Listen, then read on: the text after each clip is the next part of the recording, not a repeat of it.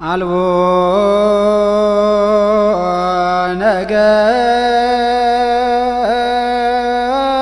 ነገር ወአልቦ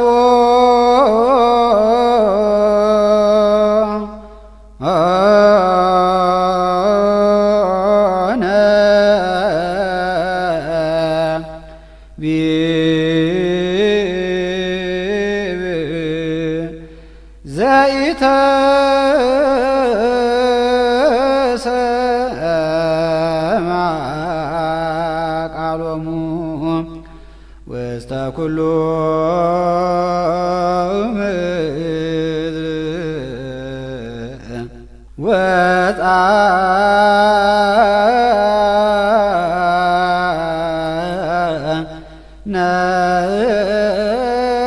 ነገሮ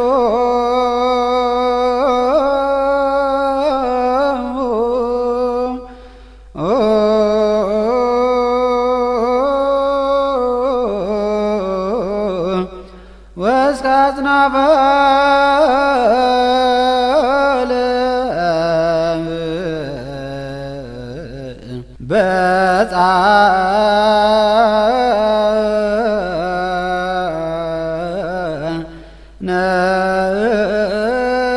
ነቢቦ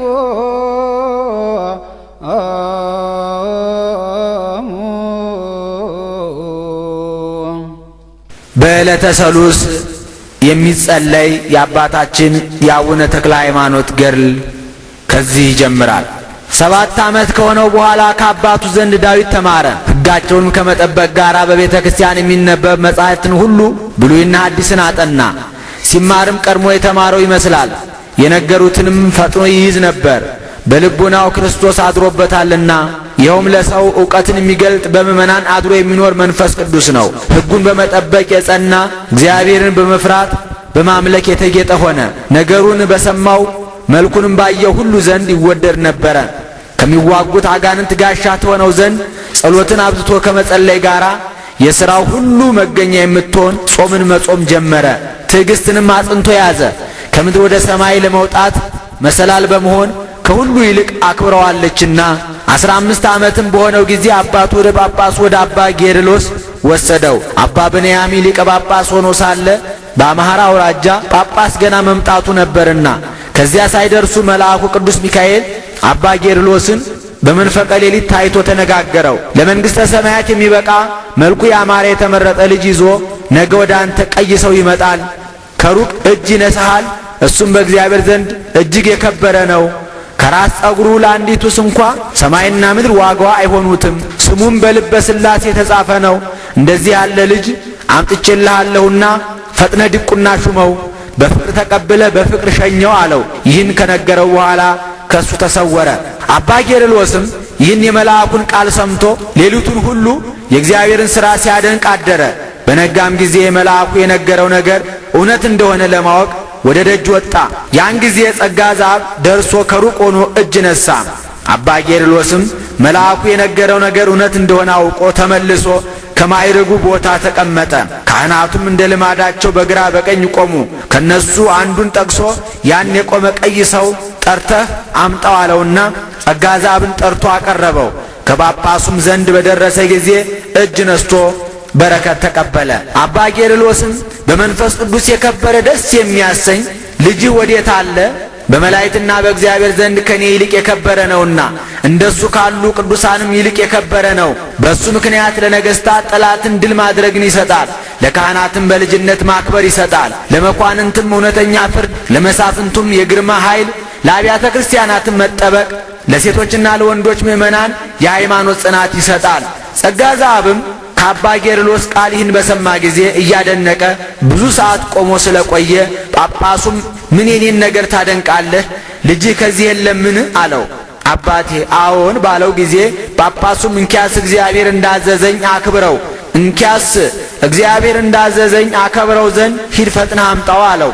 ነገር ግን እኔ ኃጥኡ እሱንም አከብረው አይደለም፣ እሱ በተሰጠው ክብር ያከብረኛል እንጂ። አባ ጌርሎስም ይህን ባለው ጊዜ ጸጋ ዛብ ልጁ ፍሳጼውን ከጳጳሱ ፊት አቀረበው። አባ ጌርሎስም ባየው ጊዜ ከማይረጉ ቦታው ፈጥኖ ተነስቶ አንገቱን አቅፎ ሳመው። ሕዝቡም ጳጳሱ ተነስቶ ሕፃኑ ሲስመው አይተው ደነገጡ። አባታችን አንተ ጳጳሱ ለዚህ ሕፃን መነሳትህ ምን አይተህ ነው ባሉት ጊዜ አባ ቄርሎስም እኔ ያወቅኩትን እናንተ አላወቃችሁትም አላቸው። ይህ ልጅ በጌታችን በኢየሱስ ክርስቶስ ዘንድ የከበረ ነው። በሁለት ወገን ድንግል በሆነች በእናቱ በቅድስት ድንግል ማርያምም ዘንድ የተወደደ ነው። የሚሄደውም ብቻውን አይደለም፣ የመላእክት አለቃ ቅዱስ ሚካኤል የእሳት ሰይፍ ይዞ ከፊት ከፊቱ አብሮት ይሄዳል እንጂ አላቸው። እናንተ የሰውነቱን ትንሽነት ታያላችሁ፣ እኔ ግን የተሰጠውን ክብር አያለሁ። ይህን ካለ በኋላ ፍስሐ ጽዮንን ይዞ ካጠገቡ አስቀመጠው፣ ከልብሱ አለበሰው። አባቱንም ስለ ልጁ ደግነት አክብሮ ተቀበለው። ከደህና ቦታም አሳድሩት ብሎ አዘዘ። ልጁ ግን ደስ ብሎት ከሱ ጋር አሳደረው። በነጋውም መልአኩ እንዳዘዘው ቅዳሴ ሰርቶ ፍስሐ ጽዮንን ከሱ ጋር ይዞ ገብቶ ዲቁና ሾመው። አባ ቄርሎስም የቅዳሴውን ሥርዓት ጨርሶ ወደ ቤቱ ከሄደ በኋላ ፍስሐ ጽዮንን ወደ እኔ አምጡት አለ። ከመጣም በኋላ ሌትም ቀንም ከሱ ሳይለይ 3 ሱባኤ አሰነበተው፣ እጅግም ወደደው። ከዚህ በኋላ በፍጹም መንፈሳዊ ክብር አክብሮ ወደ ሀገሩ በፍቅር ሸኘው። ምዕራፍ 21 ከአምሃራ ሀገር ወደ ሀገራቸው ለመመለስ ከአባቱ ጋር ሲሄዱ ከአንዲት ሀገር ሲደርሱ ጸጋ ዘአብ ልጁን እንዲህ አለው፣ ስላንተና ስለ እኔ ብዙ አዝናለሁ። ስንቃችን አለቀ፣ ያለ ምግብ መንገድ መሄድ አይቻለንምና አንተ ሕፃን ነህ፣ እኔም ሽማግሌ ነኝ። በጎዳና ብንወድቅ ማን ያነሳናል? የአገሩ ሰዎች ክፉዎች ናቸው፣ እንግዳም አይቀበሉምና ስንኳን ምግብ ሊሰጡ ከቤት ስንኳን አያስገቡም አለው። አባቴ ፈጣሪያችን ከኛ ጋር ስላለ ለምን ታዝናለህ? ጌታ በወንጌል የተናገረውን አታስብምን? ምን እንበላለን፣ ምን እንጠጣለን፣ ምን እንለብሳለን ብላችሁ አታስቡ። ይህንስ ሁሉ ከሃይማኖት ውጭ ያሉ አሕዛብ ያደርጉታልና እናንተስ አስቀድማችሁ መንግሥተ ሰማያትን ልጅነትን ፈልጉ፣ ይህስ ሁሉ ዳረጎት ሆኖ ይጨመረላችኋል በማለት የተመረጠ ልጁ ከሐዘኑ አጽናናው። አባቱም ልጄ 1000 ዘመን ኑርልኝ፣ ስላንተ እንዲረዳኝ እግዚአብሔርን አምነዋለሁ አለው። በዚህ ነገር ይህን በመሰለ ሁሉ በጎዳና ሲጨዋወቱ ውለው በመሸ ጊዜ ፍስሐ ጽዮን አባቴ ወዴት እናድራለን ባለው ጊዜ ልጄ የአምሃራ ሰዎች እንግዳ አይቀበሉም፣ ከቤት አያስገቡም አላልኩህም አለው። ልጁም እስኪና ከፊታችን ያሉትን ሰዎች ሄደን እንፈትናቸው ብሎ ሄደው ከቤታቸው በር ከተቀመጡ ሰዎች ዘንድ ደረሱ። ፍስሐ ጽዮንም ቸር ዋላችሁ፣ ቸር አደራችሁ፣ ደግ ሰው እንዳለ የፈጣሪያችን ፍቅር ይደርበት፣ ከሌለ ግን ሰላምታዬ ወደ እኔ ይመለስ አላቸው። እነሱም ነገሩን በሰሙ ጊዜ ተቆጥተው እናትህን ፍቅር ይንሳት ከኛ ዘንድ ልታድር መጣ ብሎ ከዚያ ከተቀመጡት አንዱ ተነስቶ ፍስሐ ጽዮንን መታው። ፍስሐ ጽዮንም እያለቀሰ ይህን ሰው ለምን እንድታደርጋለህ? ሰላምታ ብሰጥህ ሰላምታውን እንደመቀበል ትመታኛለህን? አለው። ዳግመኛ የእግዚአብሔር ባለሟሉ የመላእክት አለቃ ቅዱስ ሚካኤል ሆይ ይህ ሰው በእኔ ላይ ያደረገውን ግፍ ሁሉ አታይምን? የእግዚአብሔር ባለሟል አንተ የረዳትነትህን ኃይል አሳየኝ እያለ ክቡር ፍስሐ ጽዮን ይህን ሲናገር ይህ የመታው ሰው የአገሩ ሰው ሁሉ እያየ ወደ ሰማይ ወጥቶ ተዘግዝቆ ተሰቀለ። ብዙ ይገረፋል፣ የሚገርፈው አይታይም። ድምፁ ግን እንዳውሎ ነፋስ ድምፅ ይሰማል። ሰውየው እናንተ የእግዚአብሔር ሰዎች ስለ እግዚአብሔር ብላችሁ ይቅር በሉኝ እያለ ይጮኻል። የአገሩም ሰዎች ሁሉ ይህን አይተው ደነገጡ። እኛም ባለማወቅ ቸል ብለናችኋልና እኛንም ይቅር በሉን አሏቸው። እንደ ጠንቋይ መስለዋቸው ነበርና ይቅር በሉን እያሉ ብዙ ማለዷቸው። የተሰቀለውም ሰው አንተ ብላቴና ሁሉ ስለሚቻለው ስለ ፈጣሪህ ይቅር በለኝ እያለ ገና ይጮህ ነበር። ሰውነትህ ትንሽ ቢሆን ሥራ ግን ከሰማያት ይበልጣል። ባለማወቄ እንደ ልማዴ የትዕቢት ሥራ ሠራሁብህ። ነገር ግን በእኔ ላይ ኃይልህን ግለጥ። እንግዲህስ ዳግመኛ እንደዚህ ያለ ሥራ ወደ መሥራት አልመለስምና ይቅር በለኝ እያለ ማለደው። ፍስሐ ጽዮንም ይህ ሰው ኃጢአቱን እንዳመነ ባየ ጊዜ እግዚአብሔር ስለ ተበደሉ ሰዎች የሚፈርደውን ፍርድ ፈጥኖም እንዲበቀልላቸው አወክን አለው። ጌታዬ አዎን አወቅኩ አለው። የሰቀለ አምላክ እሱ ያውርድህ አለው። ያን ጊዜ ይህ ሰው ከምድር እስኪደርስ ጥቂት በጥቂት እያለ ወደ ታች ወረደ። በወረደም ጊዜ በጀርባው ላይ በእሳት እንደተቃጠለ ሆኖ የግርፋት ምልክት ታየ። ከፊታቸው ወድቆ ሰገደ። የእግዚአብሔር ተገዢዎች ጌቶቼ ከቤቴ ገብታችሁ እደሩልኝ አላቸው። ይህንም ማለቱ በአፉ ነው እንጂ ከልቡ አምኖ አይደለም፣ ጠንቋዮች መስለውት ነበርና። የሀገሩም ሰዎች እርስ በርሳቸው እኔ ያሳድራቸዋለሁ ተባባሉ። ፍስሐ ጽዮንም የልባቸውን ክፋት አውቆ የዚህ ሀገር ሰዎች እኛ እናንተ እንደምትጠራጠሩን አይደለንም። እኛ የኢየሱስ ክርስቶስ አገልጋዮች ነን እንጂ በሱ ስም አምነን ሥራ እንሰራለንና እሱም መከራ የሚያጸኑብንን እንዲህ ያደርጋቸዋል አላቸው። የሀገሩ ሰዎችም እኛስ አማልክት በሰው ተመስለው ወደ እኛ መጡ እንላለን አሉ። ፍስሐ ጽዮንም እንደዚህ አትበሉ፣ እኛስ የፈጣሪ አገልጋዮች ነን አላቸው። ይህንንም ብሎ ከክፋታቸው መለሳቸው። ዳግመኛ ፍስሐ ጽዮን እንዲህ አላቸው፣ ስለ ማደሪያችንም አትጣሉ፣ ከተሰቀለው ሰው ቤት እናድራለን፣ የኃጢአቱን ፍዳ ተቀብሏልና ይህም ሰው እውነት ነው፣ ጌታዬ ፍርድ እውነት ነው ብሎ ደስ ብሎት ወደ ቤቱ ይዟቸው ገባ። ማዕድ ሰርቶ አቀረበላቸው። ከነሱ ዘንድ ካሉ ሰዎች ጋር በልተው ጠገቡ። ከዚህ በኋላ ይህ ሰው ውሃ አምጥቶ እግራቸውን አጠበ። ሚስቱ በጭንቅ ታማ ነበር፣ ልጁም ጎባጣ ነበርና ዛሬ ከቤቴ የገቡ የእነዚህ የቅዱሳን ፈጣሪ ያድናችሁ ብሎ የእግራቸውን እጣቢ አምኖ ቢረጫቸው ፈጥነው ዳኑ። ምንም እንዳላገኛቸው ሆነው ተነስተው ቆሙ። ይህም ሰው ደስ ብሎት ከፊታቸው ወድቆ እጅ ነሣ። እግዚአብሔር እኔን ለማዳን ወደ እኔ ሰደዳችሁ። ታማ የነበረች ሚስቴ መጻጉም የሆነ ልጄ የእግራችሁ እጣቢ በነካቸው ጊዜ ከየመኝታቸው ፈጥነው ተነስተዋልና። ፍስሐ ጽዮንም ሚስትህና ልጅህ ስለኛ የዳኑ አይደለም፣ ሃይማኖትህ አዳናቸው እንጂ በክርስቶስ ላመነ ሰው ሁሉ ይደረግለታልና አለው። በበነጋው ጎዳናቸውን ሊሄዱ ተነሱ። ሰው ሁሉ የታመሙትን እንዳዳኗቸው ሰምተው ተሰብስበው መጥተው ከእግራቸው ላይ ወደቁ። የበደልናችሁን ሁሉ ስለ እግዚአብሔር ብላችሁ ይቅር በሉን አሏቸው። እግዚአብሔር ኃጢአታችሁን ይቅር ይበላችሁ፣ ዳግመኛ እንዲህ አታድርጉ፣ እርስ በርሳችሁ ተፋቀሩ፣ ፍቅር ኃጢአቶችን እንዳይሰሩ ያደርጋቸዋልና ቢሰሩም እንዲሰራዩ ያደርጋቸዋልና አሏቸው። በፍጹም ልቡናችሁ እንግዳ መቀበልን ውደዱ። ጌታችን ብራብ አላበላችሁኝም፣ ብጠማ አላጠጣችሁኝም፣ እንግዳ ብሆን አልተቀበላችሁኝም፣ ከዚህ ቀጥሎ ያለውን በፍርድ አደባባይ በወቀሳችሁ ጊዜ የምትመልሱት የላችሁምና አላቸው። ዳግመኛ ለተራበ አብላ፣ ድሃውንም ከቤት አሳድር፣ የታረዘም ብታይ ካለ ሰጥታ አልብሰው፣ ከቤትህም ዘር ቸል አትበል። ይህን ባደረክ ጊዜ ፈጣሪህ በብላሽ አይጥልህም። በጠራኸው ጊዜ እኔ አለሁ ይልሃል፣ የለመንከውንም ይሰማሃል እንጂ። ከዚያ ያሉ ሰዎች ሁሉ አከናውኖ መናገሩን፣ ያነጋገሩን ጣዕም፣ የቃሉን መወደድ እያደነቁ የነገረህንን ሁሉ ፈጣሪህ በልቡናችን ያሳድርብን ብለው በፍቅር ሸኟቸው። ከዚያም አልፈው ሄዱ። ከነሱም ጋር 24 ሰዎች ነበሩ። ምዕራፍ 22 ጊዜው በመሸ ጊዜ የሚያሳድራቸው አላገኙም። አንድ ድርጎ የሚሆን በአቁማዳ ጥቂት ዱቄት ነበረ እንጂ ስንቅም አልቆባቸው ነበር። ከዋሻ ውስጥ እንደር ብለው ገቡ። የሚጠጡትም ውሃ አላገኙም። በውሃ ጥም እጅግ ተጨነቁ። ፍስሐ ጽዮን ከነሱ ዘንድ ራቅ ብሎ ይለምን ጀመር። ትናንት ስለዚያ ሰው የሰማኸኝ ጌታዬ ኢየሱስ ክርስቶስ ዛሬም ስለ ውሃው ስማኝ። ወገኖች እስራኤል በተጠሙ ጊዜ ከደረት ደንጊያ ውሃ ያፈለክላቸው አንተ ነህ። እንዲህ እያለ እየለመነ አለቀሰ። እንባውም እስከ ምድር ወረደ። እንባው ከፈሰሰበት ቦታ ጣዕሙ እንደ ማር ወለላ የሆነ ጥሩ ውሃ ፈለቀ። ጠጥቶም ደስ አለው፣ እግዚአብሔርንም አመሰገነው። ሕዝቡንም ጠርቶ ውሃ አግኝቼላችኋለሁና ኑ ጠጡ አላቸው። እነሱም አንተ የተመረጥክ ልጅ ከየት አገኘህ አሉት። እግዚአብሔር ካዘዘበት ዘንድ አላቸው። ወስዶ አሳያቸው። ጠጥተውም ጠገቡ። እነሱ ግን ውሃው የፈለቀው በእሱ ጸሎት እንደሆነ አላወቁም ነበር። በየቅላቸው በየኮዳቸው ቀርተው ወሰዱ። ፍስሐ ጽዮንም አቤቱ ጌታዬ ስንቃችን እንዳያልቅብን ይህን ዱቄት አበርክተው እያለ በሥላሴ ስም አማትቦ ከውሃው ዘግኖ ዱቄቱን ረጨው። ይህም ዱቄት በስልቻው እንደ ቃሉ ፈጥኖ መላ። ከሱ ምግባቸውን አዘጋጅተው በልተው ከጠገቡ በኋላ ይህን የሰጠህን እግዚአብሔር ሆይ ክብር ምስጋና ይግባህ ብለው አመሰገኑ። በነጋውም ፍስሐ ጽዮን ውሃው ካለበት ሄዶ ኃያል በሚሆን በፈጣሪ ቃል ጸጥ በል አለው። ፈጥኖ ደረቀ። ጎዳናቸውን ይዘው ሄዱ። ይህን ስንቅ 26 ሰዎች እየተመገቡት አላለቀም ነበር። እርስ በርሳቸውም ለዚህ ብላቴና ምን ያህል ተአምራት ይደረግለታል ተባባሉ።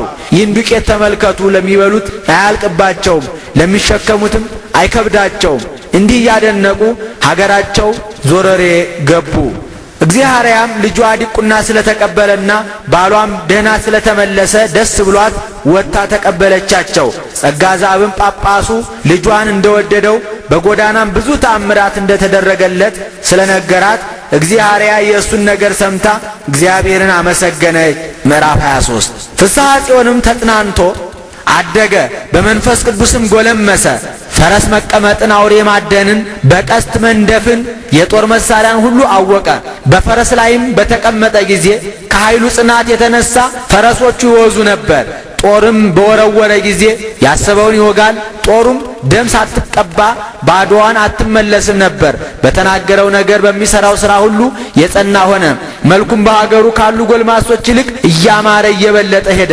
እናት አባቱም ከሀገር ሽማግሌዎች ያንዱን ልጅ አጩለት። ፍስሐ ጽዮንም አውቆ ለእኔ ሚስት ማጨታችሁ ለምንድን ነው? እኔ እሷን አልሻም አላገባም አላቸው። እኔ ራሴን ለአንድ ለንጹሕ ሙሽራ ኢየሱስ ክርስቶስ አጭቻለሁ። እኔ ራሴን ለአንድ ለንጹሕ ሙሽራ ለኢየሱስ ክርስቶስ አጭቻለሁና አላቸው። አባቱም ልጄ ለምን እንዲህ ትላለህ? ውለዱ ተዋለዱ ምድርንም ሙሏት ብሎ ጌታ በሕግ የተናገረው ቃል ነው አለው። ፍስሐ ጽዮንም አባቱን ስለ መንግሥተ ሰማያት ራሳቸውን ያጩ ሰውነታቸውን ለመንፈስ ቅዱስ ማደሪያ ያደረጉ መነኮሳት ምን ያህል ናቸው? ተወልደው ሳያድጉ የሚሞቱ ሕፃናት ምን ያህል ናቸው አለው። ስለ እኔና ስለ እነሱ የአዳም ዘር ያንሳልን? ምንም አያንስ። ይህን ብሎ አባቱን አይሆንም አለው። አባቱ ግን ያለ ፈቃዱ ያችን ብላቴና ሚስት ሁነው ብሎ አመጣለት። እሱ ግን በግብር አላወቃትም። በድንግልና የታተመና በቅድስና የተሸለመ ነውና። ባመጧት ከጥቂት ቀን በኋላ ይህች ብላቴና ስለሞተች ፍስሐ ጽዮን ደስ አለው። ለዓይኑ እንቅፋት ሆነው ነበርና በንጽሕና በቅድስና ጸንቶ ኖረ። በዚህ ዓለም ፍቅር ገመድ አልተያዘም። ሰውነቱ እውነትን ነገር በመውደድ እግዚአብሔርን በመፍራትና በማምለክ የተጌጠች ሆነች። ምዕራፍ 24 ከዕለታት በአንዱ ቀን ከብዙ ሰው ጋር ዋልያ ሊያድን ወደ ዱር ሄደ። ሊመለከት ከነሱ ተለይቶ ሄደ። ቀትር በሆነ ጊዜ የመላእክት አለቃ ቅዱስ ሚካኤል ግሩም የሆነ ልብስ ለብሶ ታየው። ክቡር ፍስሐ ጽዮንም ባየው ጊዜ ደንግጦ እንደ በድን ሆነ። የመላእክት አለቃ ቅዱስ ሚካኤልም አማትቦ አስነሳው፣ ፍርሃቱን አራቀለት። በእንደዚህ ያለ ገናንነት የማይህ ጌታዬ አንተ ማነህ አለው። የመላእክት አለቃ ቅዱስ ሚካኤልም ዘወትር የምጠብቅህ ከአንተ የማልለይ ጸጋ ዘአብን ስለ አንተ ከውሃ ውስጥ ያወጣሁት እግዚአብሔርያንም ስለ አንተ ከተማረከችበት የመለስኳት እኔ ነኝ አለው። አውሬ አዳኝ ለምን ትሆናለህ? ይህ ሥራ ከሃይማኖት ውጪ ላሉ ለአሕዛብ ነው እንጂ ለካህናት አይደለምና። ለካህናትስ ሥራቸው ሃይማኖት ማስተማር፣ ሕዝቡን መምከር ነው። እንግዲህስ አውሬ አዳኝ አትሁን፣ ፈረሰኛም አትሁን። ሰውን ወደ እግዚአብሔር ለመመለስ በትምህርት የምታድን ሁን እንጂ ለቤቱ ለመንግሥተ ሰማያት ዕድል ፈንታ የሆኑ ዘንድ እነሆ እግዚአብሔር ጽኑ ሥልጣን ሰጥቶሃልና። ሙት ታስነሳ ዘንድ፣ ድውይ ትፈውስ ዘንድ፣ ርኩሳን አጋንንትን ከሀገር ከምድረ በዳም ታርቃቸው ዘንድ ዲያብሎስንም ድል ትነሳዋለህ። ሰራዊት አጋንንትም አንተን ከመፍራት የተነሳ ይሸሻሉ። ስምህም ፍስሐ ጽዮን አይሁን ተክለ ሃይማኖት ይሁን እንጂ። ትርጓሜውም ተክለ አብ ተክለ ወልድ ተክለ መንፈስ ቅዱስ ማለት ነው። የመላእክት አለቃ ቅዱስ ሚካኤል ይህን ሲነጋገረው ጌታችን ኢየሱስ ክርስቶስ በሥጋ ከደቀ መዛሙርቱ ጋር እንደነበረ ሆኖ በመላእክት አለቃ በቅዱስ ሚካኤል ክንፍ ላይ ሆኖ መልከ መልካም ጎልማሳ መስሎ ታየው። ብፁዕ አባታችን ተክለ ሃይማኖትም አይቶ ፈጽሞ አደነቀ። ከዚያ አስቀድሞ መልአኩንም ጌታንም ተገልጠው አላያቸው ነበርና። ጌታችንም ወዳጄ እንዴት ሰነበት ቸራለህን አለው። ብፁዕ አባታችን ተክለ ሃይማኖትም ጌታዬ ሆይ አንተ ማነህ ባለው ጊዜ የዓለም መድኃኒት የምሆን እኔ ኢየሱስ ክርስቶስ ነኝ አለው። በእናትህ ማኅፀን ሳለህ ፈጥሬ ያከበርኩህ እኔ ነኝ። የእኔ ዕድል ፈንታ ያደረግኩህም እኔ ነኝ። በተወለድክ በሦስተኛው ቀን አሐዱ አብ ቅዱስ፣ አሐዱ ወልድ ቅዱስ፣ አሐዱ ውእቱ መንፈስ ቅዱስ ብለህ ታመሰግነኝ ዘንድ የምስጋና ሀብት ያሳደርኩብህ እኔ ነኝ። በረሃብ ዘመን በቤት የሚያሻውን ምግብ ሁሉ ቅቤውንም የስንዴውንም ዱቄት በእናት በአባት ቤት ይመላ ዘንድ በእጅህ ሀብተ በረከት ያሳደርኩብህ እኔ ነኝ። ያንን ሰው አንተን በተጣላ ጊዜ በነፋስ አውታር የሰቀልኩት በመዓት ጨንገር የገረፍኩት እኔ ነኝ። ውሃ ጠምቶህ በለመንከኝ ጊዜ ከደረቅ መሬት የጣፈጠ ውሃ ያመነጨሁልህ እኔ ነኝ። ከልጅነትህ ጀምሮ እስከ ዛሬ ድረስ ብዙ ተአምራት እያደረግኩ በአንተ እጅ የታመሙትን ያዳንኳቸው እኔ ነኝ። ወደፊትም አደርግልሃለሁ። ይህን ብሎ ንጹሐት ክቡራት በሚሆኑ እጆቹ ባረከው። ንሳ መንፈሰ ቅዱስ ብሎ የሹመት ሀብት አሳደረበት። በምድር ያሰርከው በሰማይ የታሰረ ይሁን፣ በምድርም የፈታው በሰማይ የተፈታ ይሁን። አንተን የሰማ እኔን መስማቱ ነው፣ የላከኝ አባቴንም መስማቱ ነው። አንተን እምቢ ያለ እኔን እምቢ ማለቱ ነው፣ የላከኝ አባቴንም እምቢ ማለቱ ነው። ይህን ሥልጣን ቀድሞ ለሐዋርያት ሰጥቻቸው ነበር። ከሐዋርያትም የተቀበለ ጳጳሱ ቀድሞ ሹሞ ታስር ትፈታ ዘንድ ትተክል ትነቅል ዘንድ ስልጣን ሰጠ። ይህንም ያደረግኩልህ የጳጳሱን ቃል በመናቅ አይደለም፣ በአንተ የፍቅሬን ጽናት እገልጥልህ ዘንድ ነው እንጂ ሐዋርያት ወዳልደረሱበት ሕዝብ በመምህርነት እልክህ ዘንድ በመላእክት አለቃ በቅዱስ ሚካኤል ቃል አዲስ ስም አወጣሁልህ። አንተም በማናቸውም ሥራ ከነሱ አታንስም። ሐዲስ ሐዋርያ አድርጌሃለሁና ሰውን ሁሉ በእኔ ስም እያስተማርክ ታሳምን ዘንድ የመላእክት አለቃ ቅዱስ ሚካኤል ባሰብከው ሥራ ሁሉ ረዳት ይሁንህ። ሁልጊዜ ካንተ አይለይ። በምትሄድበት ጎዳና ሁሉ እሱ መሪ ይሁንህ። አንተንም ባለ ዘመን ሁሉ እኔ አልለይህም። ይህን ብሎ ሰላምታ ሰጥቶት ከዓይኖቹ እስኪርቅ ድረስ ብፁዕ አባታችን ተክለ ሃይማኖት እያየው በመላእክት አለቃ በቅዱስ ሚካኤል ክንፍ ላይ ሆኖ ወደ ሰማይ አረገ። ተክለ ሃይማኖትም እጅ ነስቶ እግዚአብሔርን አመሰገነ። አቤቱ ጌታዬ፣ ለእኔ ለኃጢአተኛው የማይገባኝ ስሆን ይህን ሁሉ ጸጋ የሰጠኝ ስምህ በሰማይ በምድር የተመሰገነ ይሁን። ከዚያች ቀን ጀምሮ ሀብተ ኃይልን የተመላ ሆነ። በተናገረው በመለኮት ብርሃን ነጸብራቅ ፊቱ ብሩህ ሆነ። ከዚህ በኋላ ከሰዎቹ ጋር ተገናኘ። ጊዜው መሽቷልና ወደ ቤታችን እንግባ አላቸው። እነዚህም ሰዎች ባዩት ጊዜ ከፊቱ ብርሃን የተነሳ እጅግ ደነገጡ። ፊት ለፊት ለማየት አልተቻላቸውም። እሱ ግን ፈጣሪው የሰጠውን ሀብት ስላገኘ በልቡናው ደስ ይለው ነበረ። ዳግመኛም ጓደኞቹን ወደ ቤታችን እንግባ አላቸው። እነሱም እየፈሩ እየተንቀጠቀጡ ከዱር አውሬ ያገኘኑ ሳይኖር እንደምን እንገባለን አሉት። እሱም እንግዲህስ ወዲህ የዱር አውሬ ማደን ክፍላችን አይደለም፣ ኑ ወደ ቤታችን እንግባ፣ በቤት ያሉ እንስሳትን ለማደን ተዘጋጅተናል እንጂ አላቸው። እሊህም ጠባቂ አጥተው የጠፉ አባግዕ ናቸው፣ የሚነጣጥቁ አራዊት እንዳይበሏቸው። እሊህም ሰዎች ነገሩን ሰምተው የተሰማሩትን አባግዕ እንወስዳለን ያለ መሰላቸው እንጂ እንዲህ ያለውን ስለ ሰዎች እንደሆነ አላወቁም ነበረ። እንዲህ ያለው ስለ ሰዎች እንደሆነ አላወቁም ነበር። ጌታችን እንደታየው እንደተነጋገረው አልነገራቸውምና። ያን ጊዜም ተመልሰው ወደ ቤታቸው ገቡ። እሱም ወደ ቤቱ ገባ። ይህን ሰው የፊቱን ብርሃን አያችሁን እየተባባሉ ያደንቁ ነበር። በ3 ሰዓት ከኛ ከተለየ ጀምሮ እስከ 9 ሰዓት አላየነውም። ወደኛ በመጣ ጊዜ ከፊቱ ብርሃን ብዛት የተነሳ ማየት ተሳነን። በሱ ላይ የሆነውን እንጃ አናውቅም። እንግዲህስ የዱር አውሬ ማደን ክፍላችን አይደለም እያለ የተናገረውንም ነገር ያለ ወትሮው ነው እያሉ ያደንቁ ነበር። ክቡር አባታችን ተክለ ሃይማኖት ግን ባደረበት በመንፈስ ቅዱስ ሌሊቱን ሁሉ ፈጽሞ ደስ ብሎት አደረ። እንግዲህስ አባታችን ልንለው ይገባናል አሉ።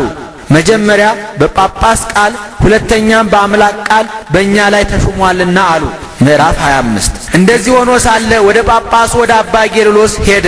የሸዋ ሰዎች የቤተ ክርስቲያንን ሥርዓት እንዳፈረሱ የሐዋርያትንም ትምህርት እንደለወጡ ሕፃናትንም ሳይገዝሩ እንደሚያጠምቁ ነገረው። አባ ጌርሎስም ይህን ሰምቶ መረቀው፣ አመሰገነው። እንደ እስራኤል መምህር እንደ ኤልያስ ለእግዚአብሔር ቀናኢ ሆነሃልና ሐዲስ ሐዋርያም ትሆናለህ፣ ጣዖትንም ታጠፋለህ፣ ታቦትን ትባርካለህ፣ ቅስና ዲቁናም ትሾማለህ። አጋንንትም በአንተ ቃል ከየሀገር ሁሉ ይርቃሉ። ከመንፈስ ቅዱስ በተሰጠ ሐዋርያነት ብዙዎችን ሰዎች ከአምልኮተ ጣዖት ወደ አምልኮተ እግዚአብሔር ትመልሳቸዋለህ አለው። ቅስና ሰጥቶ በሸዋ ክፍለ ሀገር ሊቀ ካህናት አድርጎ ሾመው።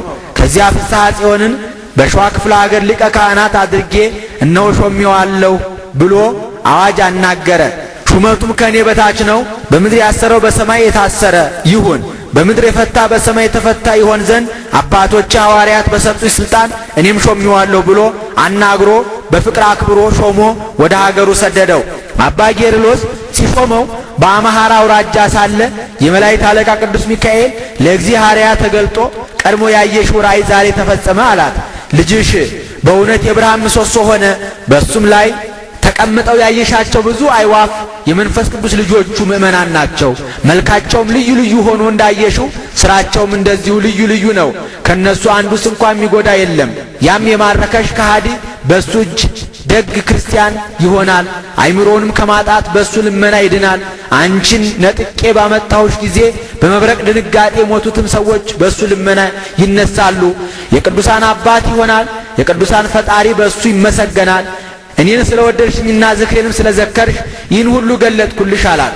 መልአኩም ይህን ከነገራት በኋላ ተሰወረ። እግዚአብሔርም ለባለቤቷ መልአኩ እንደተገለጠላትና እንዳናገራት ስለነገረችው ጸጋ ዛብም ይህን ልጅ ለሰጠን ለፈጣሪያችን ለእግዚአብሔር ምስጋና እናቅርብ አላት። ፍስሐ ጽዮንም ከጳጳሱ ዘንድ ቅስና ተቀብሎ ሊቀ ካህናትነት ተሹሞ በብዙ ክብር ባለሟልነት ወደ እነሱ ተመልሶ ገባ። እናት አባቱን ባዩት ጊዜ እጅግ ደስ አላቸው። እንደ ልማዳቸውም ለድሃ ለሀገር ሰው ሁሉ ታላቅ በዓል አደረጉ። እግዚአብሔርም ልጄ ፍስሐ ጽዮን ቅስና የተሾምከው መቼ ነው አለችው። የተሾመበትን ቀን ነገራት። እኔም ይህንን አወቅሁ፣ የመላእክት አለቃ ቅዱስ ሚካኤል እንደዚሁ ብሎ ነግሮኛልና በማለት የነገራትን ሁሉ ለሱ ነገረችው። ምዕራፍ 26 ክቡር አባታችን ተክለ ሃይማኖት በሚያስተምርበት ዘመን በዚያ ወራት 333 ዘመን ያህል ከድልነአድ የእስራኤል መንግስት ከሄደች ከብዙ ዘመን በኋላ በሐምሌ በ7 ቀን እግዚአብሔር በአባታችን በተክለ ሃይማኖት ልመና መንግስትን ከዛጉዌ ወገን ለእስራኤል ወገን ለሚሆን ለይኩኖ አምላክ መለሰ። ከዚህ ቀጥለን ስሙ በከበረ በአባታችን በተክለ ሃይማኖት እጅ የተገኘ የነገስታቱን ታሪክ እንጽፋለን። በሥራ ሁሉ ፍጹም የሆነ የመላእክት ወገን የሚሆን በክፉ ነገር የጸኑ አጋንንት እሱን ሊዋጉ የማይቻላቸው ልመናው በረከቱ ሀገራችን ኢትዮጵያን በነጻነት ይጠብቃት ለዘላለሙ በእውነት። እልመክኑን የሚባል አንድ ንጉሥ ነበረ። እሱም የጻድቁ ንጉሥ የላሊበላ ልጅ ይትባረክ ነው። ይኸውም ከዛጉዌ ወገን ነገስታት አንዱ እሱ ነው። እግዚአብሔር በዳዊት ወገኖች በተቆጣ ጊዜ የዳዊትን መንግስት ለነዚህ ለዛጉዌ ልጆች ሰጥቷቸው ነበር። ይህ እልመክኑን ነግሶ ሳለ ከቤት ውስጥ ዶሮ ተነስቶ ጮኸ። የኔን ራስ የበላ ይነግሳል፣ የዳዊትን መንግስት ይወርሳል፣ በዓለምም ነግሶ ይኖራል፣ መንግስቱም ወደ ሌላ አይሄድም እያለ 3 ወር ያህል እንደዚህ እያለ ሲጮህ ሰነበተ። ከመኳንንቱ ከመሳፍንቱ ከወዳጆቹ ከካህናቱ ከመጽሐፍ አዋቂዎች ውስጥ ከንጉሱ በቀር የዶሮውን ጩኸት ትርጓሜ የሚያውቀው የለም። ንጉሱም ታላቅ ፍርሃት አደረበት። እንደዚህ እየፈራ ተቀምጦ ሳለ ክቡር አባታችን ተክለ ሃይማኖት መጥቶ በታላቅ ግርማ ከከተማው ገባ። ለንጉሱ የአባታችን የአቡነ ተክለ ሃይማኖትን መምጣት ቤተሰቡ ነገሩት። እጅግ የከበረ ሁለንተናው ፈጽሞ የሚያስፈራ አንድ መነኩሴ ከከተማህ ገብቷል፣ የልቡናህን ሐዘን ሁሉ ንገረው አሉት። ይህን በነገሩት ጊዜ ከከተማህ ገብቷል የምትሉኝ መነኩሴ ወዴት አለ አላቸው። ከሰራዊት አበጋዝ አለቃ ቤት አለ አሉት። ንጉሱም ዘልመክኑን ቤተሰቡ የነገሩትን መልስ ሰምቶ ሰራዊቱን መኳንንቱን መሳፍንቱን አስከትሎ ወደ አባታችን ወደ አቡነ ተክለ ሃይማኖት ሄደና ከፊቱ ወድቆ እጁን እግሩን ሳመ። ክቡር አባታችን አቡነ ተክለ ሃይማኖትን ፈጥኖ ከወደቀበት አነሳው። ደስ ብሎት አክብሮ ተቀብሎ በአንድነት ተቀመጡ። ነገራቸውን ይነጋገሩ ዘንድ ሰውን ሁሉ ከፊታቸው አስወገዱ። ንጉሱም ዘልመክኑን የዶሮውን ጩኸት ነገር የነገሩትንም ትርጓሜ ነገረው። እኔ በዙፋኔ ላይ ተኝቼ ሳለሁ በመንፈቀ ሌሊት ከእንቅልፌ ነቃሁ። የዶሮውን ጩኸት ከነትርጓሜው ሰማሁ። ሌሎቹ ግን አያውቁትም። አባቴ የዚህን ነገር አኳኋን ንገረኝ፣ እኔስ ይህን ነገር ፈጽሞ መረዳት አልተቻለኝምና ምክንያቱ ምንድነው? የነገሩስ ስልት አኳኋን ምንድነው? እያለ ንጉሥ እልመክኑን በልመና ቃል እንዲህ ባለው ጊዜ ክቡር አባታችን ተክለ ሃይማኖትም እንዲህ ሲል መለሰለት። ያልተደረገ ወደፊትም የማይደረግ የሚያስጨንቅ ነገር ጠየቅከኝ ብሎ መለሰለት። በማድነቅ 1 ሰዓት ቆየ። ለጠየቅከኝ ነገር ስማ ልንገርህ ብሎ ነገር ጀመረ። ያ ዶሮ የኔን ራስ የበላ መንግስት ከወገኑ አይወጣም እስከ ልጅ ልጅ ይነግሳል ብሎ እንደተናገረ ፈጥነህ ዶሮውን ይዘህ አርደህ ራሱን ብለው አለው። ንጉሱም ዘልመክኑን ያን ጊዜ ተመልሶ ወደ ቤተ መንግስቱ ገባና ደሊላዊት የምትባል ገረዱን ጠራት።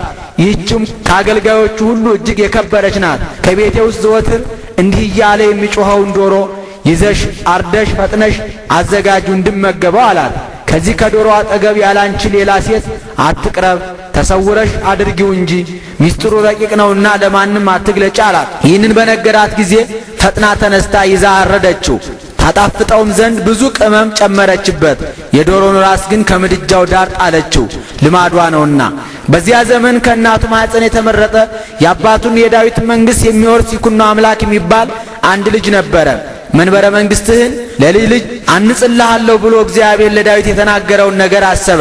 ነገር ግን ልጆቹ ሕጌን ቢያፈርሱ በሕጌ ጸንተው ባይኖሩ ጥቃቅን ኃጢአት ቢሰሩ በበትር ደጋግመው ኃጢአት ቢሰሩ በጨንገር እቀጣቸዋለሁ።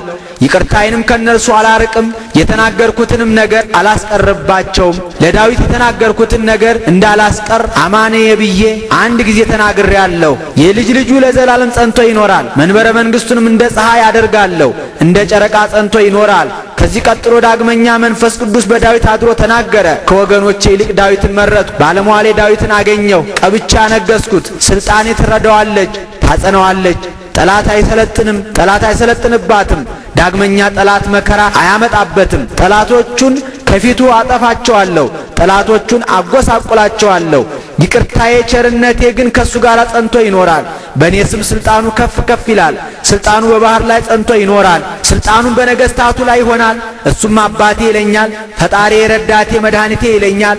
እኔም ንጉሠ ነገሥት አደርገዋለሁ፣ ከነገስታት በላይ ይሆናል። ይቅርታዬን ለዘላለሙ አጸናለታለሁ፣ ለቃል ኪዳኔም የታመነ ነው። የልጅ ልጁን ለዘላለም አጸናዋለሁ፣ መንበረ መንግሥቱንም ሰማይ ሳያልፍ አያልፍም ብሎታል። ወደ ቀደመው ነገር እንመለስና ይህም ልጅ ይኩኖ አምላክ ለንጉሡ ለዘልመክኑን ሲያገለግል ኖረ። ሲያገለግልም ለንጉሡ በቅሎች ሳር የሚያጭድበት ጊዜ አለ፣ ለፈረሶቹም እህል የሚያበላበትም ጊዜ አለ። በንጉሥ ፊት ሰይፍ ጃግሬ ጋሻ ጃግሬ ነው። ይህም ይኩኖ አምላክ ይህችን ሴት ከማጀት ምድጃ የጣለችውን የዶሮውን ራስ አግኝቶ አንስቶ በላና ፈጥኖ ጠገበ። ከሁሉ በላይ እስኪሆን ድረስ ኃይል ተሰማው። ፊቱ እንደ ፀሐይ ብሩህ ሆነ። ግርማው የንጉሡን አገልጋዮች ሁሉ አስፈራቸው።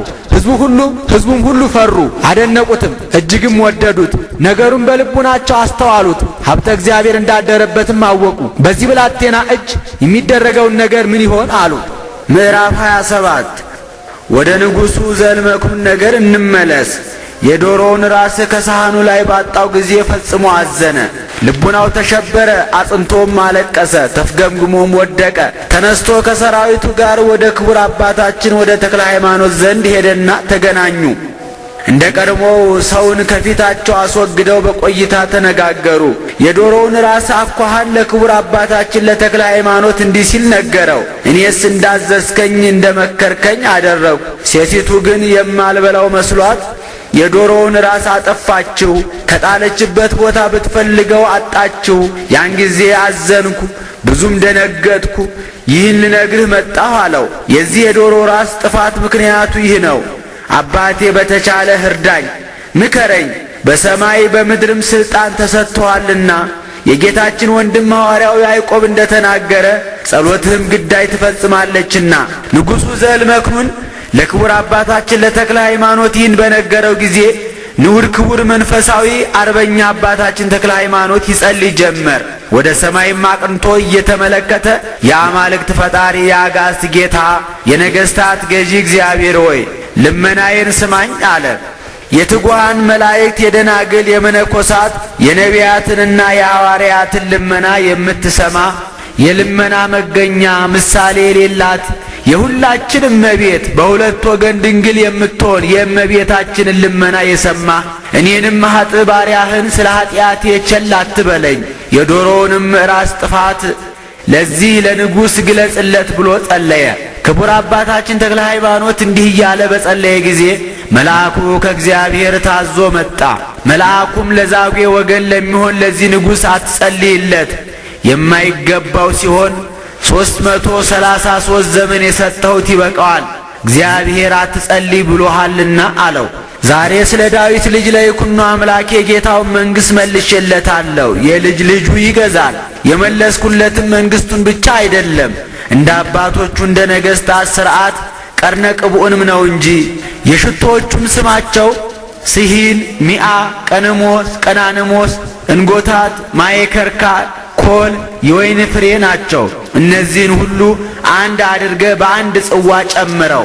አንተም 3 እፍኝ ያህል ዕጣን ይዘ ከቤተ መቅደስ ገብተ ታቦቱ 3 ሱባኤ ዕጠን። ከቤተ መቅደስም በወጣህ ጊዜ ህራረ ዕጣኑን በእጅህ ይዘ በውሃ ለውሰህ ሽቱ ካለበት ጽዋ ጨምረው። ከዳዊት ቃል ድገምበት።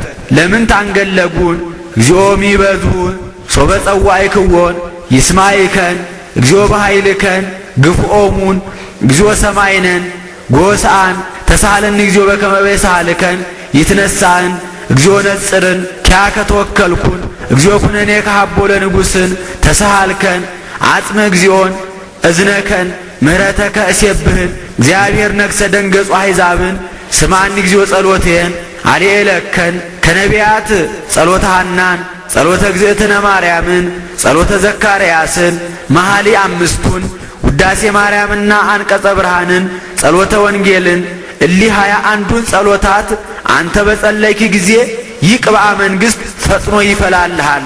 ያን ጊዜ ንጉሠ ነገሥት ይሆን ዘንድ ይኩኖ አምላክን አንተ በእጅ ይዘህ ቅባው ዓለሙን ሁሉ ይገዛ ዘንድ። ይህንንም ቅባ መንግሥት ከሱ በኋላ የሚነግሱ ነገሥታት የሚቀቡት አይደለም፣ ዘርዓ ያዕቆብ ብቻ ነው እንጂ። ዳግመኛ ከዘርዓ ያዕቆብ በኋላ የሚነሳው ንጉሥ ነው እንጂ።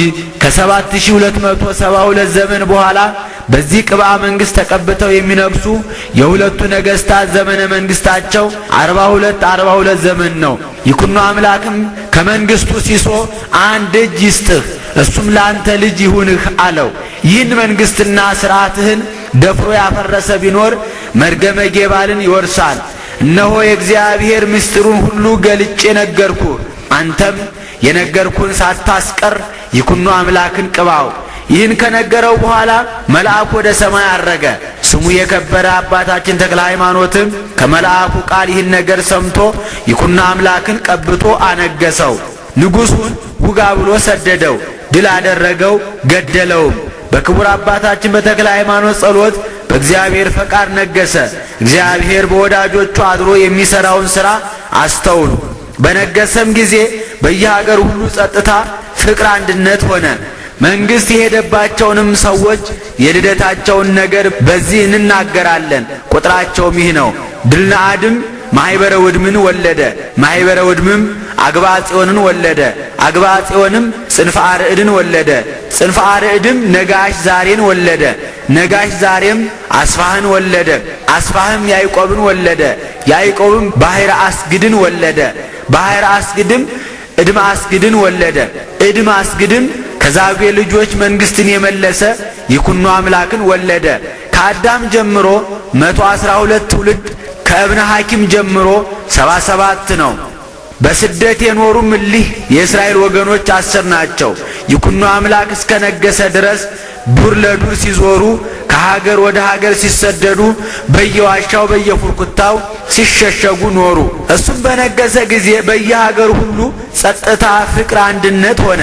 ብፁዕ አባታችን ተክለ ሃይማኖትም ሁሉ በሚቻለው በፈጣሪው ኃይል እንደዚህ አደረገላቸው። እናንተ የእስራኤል ወገኖች ምን ዋጋ ትሰጡታላችሁ? እንዴትስ ያለ ብድራት ትከፍሉታላችሁ? ታላቅ ርስት መንግሥታችሁን ለመለሰላችሁ ለእንደዚህ ያለ አባታችሁ ምን ወሮታ ታደርጉለታላችሁ? ነገር ግን ቃል ኪዳኑን አጽኑ። ከአባታችሁ ከይኩኖ አምላክ ጋር የተማማለውን መሐላ ጠብቁ። ሁለቱም በደብረ ሊባኖስ የተማማሉትን መሐላ አጽንተው ኖሩ። ምዕራፍ 28 በዚያም ወራት ከ333 ዘመን በኋላ በሐምሌ 7 ቀን እግዚአብሔር መንግሥትን ከዛጉዌ ወገን የእስራኤል ወገን ለሚሆን ለይኩኖ አምላክ መለሰ። በየሀገሩ ሁሉ ጸጥታ፣ ፍቅር፣ አንድነት ሆነ። ከጥቂት ቀን በኋላ እናቱ እግዚአብሔር በነሐሴ በ12 ቀን አረፈች። እሷም ባረፈች በአምስተኛው ቀን በነሐሴ 17 ቀን አባቱ ጸጋ ዘአብ አረፈ። የሁለቱ ቅዱሳን በረከት ብልህ አዋቂ የሚሆን የልጃቸውን በረከት በእኛ ላይ ትደር ለዘላለሙ በእውነት። ፍስሐ ጽዮንም እናት አባቱ ስላረፉበት አዘነ። ነገር ግን ፈቃደ እግዚአብሔር አጸናው። በሚናገረው ነገር በሚሰራው ሥራ የሚቻለው ሆነ። እግዚአብሔርንም የሚያገለግል ሆነ። በመዓልትም በሌሊትም በጸሎት የተጠመደ ሆኖ እንደ መላእክት ትጉህ ሆኖ እንደ ሰረገላ እየተፋጠነ ይሰግዳል። በአንዲት ቀን በሰባቱ ጊዜያት 7 ጊዜ ዳዊት ያደርስ ነበረ። ብሉያትንም ሐዲሳትንም ይደግም ነበረ። እነዚህ ልቡናውን አጸኑለት፣ ዕውቀትን እንዲወድ አደረጉት። ትርጓሜያቸውንም ፈጽሞ ተረዳ። የክህነቱንም ሥራ ጠንቅቆ ጠበቀ። በእናት በአባቱ ቤት እስከ 7 ዓመት እንዲህ እያደረገ ተቀመጠ። እጅግም የከበረ ሆነ። ከዚህ በኋላ በቤት በዱርም ያለ ገንዘቡን ሰብስቦ ለድሃ ልጅ ረዳት እናት አባት ለሌላቸው ይመጸውት ጀመር። ለቤተ ክርስቲያን የሚያሻውንም ለቤተ ክርስቲያን ሰጠ። ገንዘቡን እንዲህ የመጸወተ 8 ቀን ተቀመጠ። እናት አባቱ ካቆዩት ገንዘብ እሱም እስከዚያ ያገኘውን ገንዘብ ምንም አላስቀረም። የአገሩም ሰዎች ዘመዶቹም ገንዘቡን ሲበትን አይተው ተሰብስበው መጥተው ይህን ያህል ገንዘብ በአንድ ጊዜ ለምን ታጠፋለህ? አሉት። ብፁዕ አባታችን ተክለ ሃይማኖትም የማጠፋ አይደለም 10 እጅ ይሆንልኝ ዘንድ አበዛለሁ እንጂ አላቸው። ዳግመኛም ስሜን ታውቃላችሁን? አላቸው። ስምህማ ፍስሐ ጽዮን መሆኑን እናውቃለን አሉት። እኔስ ከመላእክት አለቃ ከቅዱስ ሚካኤል አዲስ ስም ተሰይሜ ተሰጥቻለሁ። ስምህ ተክለ ሃይማኖት ይሁን እንጂ ፍስሐ ጽዮን አይሁን አለኝ አላቸው። እሊህም ሰዎች ነገሩን በሰሙት ጊዜ ይህ ስም እጅግ ያማረ የተወደደ ነው አሉ። ከዚያም ቀን ጀምሮ ተክለ ሃይማኖት እየተባለ ሲጠራ ኖረ። ምዕራፍ 29 ከዚህ በኋላ አባታችን ቅዱስ ተክለ ሃይማኖት ተነስቶ የሐዋርያትን ሥራ ይከታተል ጀመረ። ይኸውም ወንጌልን ለማስተማር እንደ ጌታ ለመቸንከር ወደ መስቀል ለመውጣት በክርስቶስ ስም ሁልጊዜ በሰማዕትነት ለመሞት ነው። የወዳጅና የዘመድ ፍቅር፣ የገንዘብ ፍቅር አላሳዘነውም። አቤቱ ጌታ ኢየሱስ ክርስቶስ ሆይ የመንግሥተ ሰማያትን በር ትከፍትልኝ ዘንድ እነሆ ቤቴን እንደተከፈተ ተውኩልህ እያለ ቤቱ እንደተከፈተ ትቶ ወንጌልን ለማስተማር ፈጥኖ ወጣ። ጌታዬ ሆይ እንግዲህ ስለ ችግረኛው ለኔ ያላንተ ረዳት የለኝም፣ ለደካማው ለኔ ያላንተ የሚያጸናኝ የለኝም፣ ከመፍገምገም ለኔ ያላንተ ደጋፊ የለኝም፣ ለወደቅኩ ለኔ ያላንተ የሚያስነሳኝ የለኝም፣ ላዘንኩ ለኔ ያላንተ የሚያረጋጋኝ የለኝም፣ ለድሃው ለኔ ያላንተ መጠጊያ የለኝም። ይህንም የመሰለ ሁሉ እንዲህ እያለ አባታችን ተክለ ሃይማኖት ከቤቱ ወጥቶ ሄደ። የሚቀድመው የሚከተለው ሳይኖር ወደ ሰልፍ እንደሚገባ አርበኛ እንደ ትጉህ ገበሬ ሆኖ ለሰው ዓለሙን ሁሉ ቢገዛ በነፍሱ እንዲጎዳ ከሆነ ምን ይረባዋል? ምን ይጠቅመዋል? እያለ ሰው ለነፍሱ ቤዛ ምን ባልሰጠ ነበር ሲል ጌታ የተናገረውን ቃል እያሰበ ሀብቱን ጥሎ ሄደ። ነፍሱን ሊያድን የወደደ ሰው በገራይተ መስቀል ይጣላት። ስለ እኔ በገራይተ መስቀል የጣላት ነፍሱን በእኔ ዘንድ በክብር ያገኛታል። አቤቱ ገጸ ረድኤትህን እፈልጋለሁ፣ ገጸ ረድኤትህን ከኔ አትመልስ። አምልኮትህን ፈለጉ አታሳፍረኝ፣ ረዳቱ ነኝ እንጂ አትጣለኝ። በደረሰበት አገር ሁሉ መንግሥተ ሰማያት ልትሰጥ ቀርባለችና ጌታ ባስተማራት በወንጌል እመኑ እያለ አስተማረ። ዜና ተአምራቱ በአራቱ ማዕዘን ወጣ ተነገረ። በብዙዎችም ሀገሮች ተሰማ። ሰዎች ሁሉ እየመጡ ሁልጊዜ ከሱ ይባረካሉ። ደዌያቸው ልዩ ልዩ የሚሆን ሰዎችን እያመጡ ከእግሩ ስር ያስቀምጧቸዋል። እሱም አድሮበት ባለ በፈጣሪው ኃይል ፈጥኖ ያድናቸዋል። ሰውም ሁሉ በጌታ ስም የሚያደርገውን ተአምራት አይተው በፍጹም ልቡናቸው አምነው ተከተሉት። ወደ አምልኮ ጣዖት የምትወስድ የኃጢአት ምክንያት የምትሆን ሥራን ትተው በቀናች ሃይማኖት ጸኑ። ከዚያም ልቡናቸው በሃይማኖት በጸና ጊዜ ከተታ በምትባል ሀገር ጣዖት የሚያመልኩ ሰዎች አሉ ብለው ለአባታችን ለተክለ ሃይማኖት ነገሩት። ለእንጨትም የሚሰግዱ አሉ፣ ለድንጋይም የሚሰግዱ አሉ፣ በባህር የሚያመልኩ አሉ፣ በእሳት የሚያሟርቱም አሉ፣ ብዙ መድኃኒት የሚቀምሙም አሉ፣ የሚጠነቁሉም አሉ፣ ክታብ ሰፊዎችም አሉ። ለመስማት የማይቻል በሀገራቸው ክፉ ክፉ ሥራ ይሰራል ብለው ነገሩት። ምዕራፍ 30 አባታችን ተክለ ሃይማኖትም ይህን ሰምቶ መንፈሳዊ ቅናት ልቡናውን አወከችው፣ አነሳሳችው። መታገስ ቢሳነው ፈጥኖ ተነስቶ ሲሄድ ቸይ የምትባል ወንዝ ተሻግሮ ከተታ አውራጃ ደረሰ። የዚያችም አገር ሰዎች እንደነገሩት እንደ እንስሳ ሆነው አገኛቸው። እግዚአብሔርንም አያውቁትም ነበር። እሱም ይህን ክፉ የተናቀ ሥራ ሲሰሩ አይቶ የጌታችን የኢየሱስ ክርስቶስን ነገር ይነግራቸው፣ ይገስጻቸው፣ ያስተምራቸው ጀመር። የሀገሩም ሰዎች የክርስቶስን ስም ሲያስተምር ሰምተው በጠላትነት ተነሱበት፣ እንደ አንበሳ ሊውጡት ወደዱ። እሱ ግን ታግሶ በልበ ሰፊነትና በታጋሽነት እያለዘበ አስተማራቸው። ያለ ዕውቀት እንደሰሩት ያውቃልና።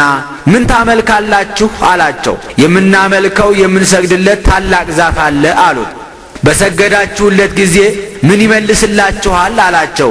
እኔ ፈጠርኳችሁ ፈጣሪያችሁ እኔ ነኝ ብሎ ከዛፉ ላይ ቃል ይናገረናል።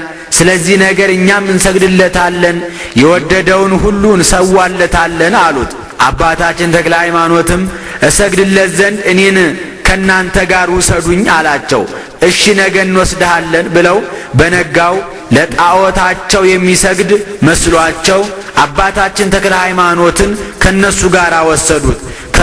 ከዛፉ ዘንድ በደረሱ ጊዜ እናንተ የዚች አገር ሰዎች ከኔ ሥራ ልዩ የሚሆን ምን አመጣችሁብኝ? ይኸውም በመካከላቸው የሚሄድ ተክለ ሃይማኖት ነው እያለ በላይዋ ላይ ያደረ ሰይጣን ጮኸ። እነዚያም ሰዎች ፈጣሪያችን ስለጠላህ ከሩቅ አይቶህ አንተን ወደ እኔ አታምጡብኝ እያለ ይጮኻል፣ ዘወትር እንደዚሁ ኃጢአት ያለበትን እያወቀ ወደ እሱ ሊመጣ አይወድም። አንተም ሄደን እስክንለምነው ድረስ ከዚህ ቆይ፣ ከለመነው በኋላ ትመጣለህ አሉት። ክቡር አባታችን ተክለ ሃይማኖትም የሚጠላው እኔን አይደለም ጌትነቱ በእኔ ይገለጽ ዘንድ ልሰግድለት በመጣው ጊዜ ደስ ባለው ነበር እንጂ እኔ ከሩቅ ሀገር መጥቻለሁና፣ ነገር ግን ከናንተ የሚጠላው ሰው እንዳለ ፈልጉ አላቸው።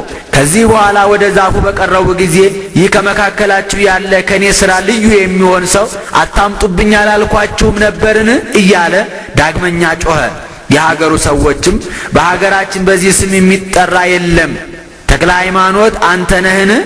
ስምህም እንግዳ ነው ከሆነ ጀምሮ እንደዚህ ያለ ስም አልሰማንም። ፈጣሪያችን እንዳይቆጣን ቆይ አትምጣብን አሉት። ይህን ብለው ብፁዕ አባታችን ተክለ ሃይማኖትም 3 ምዕራፍ ያህል ጎዳና ሲቀር ትተውት ሊሰግዱ ወደ ዛፉ ሄዱ።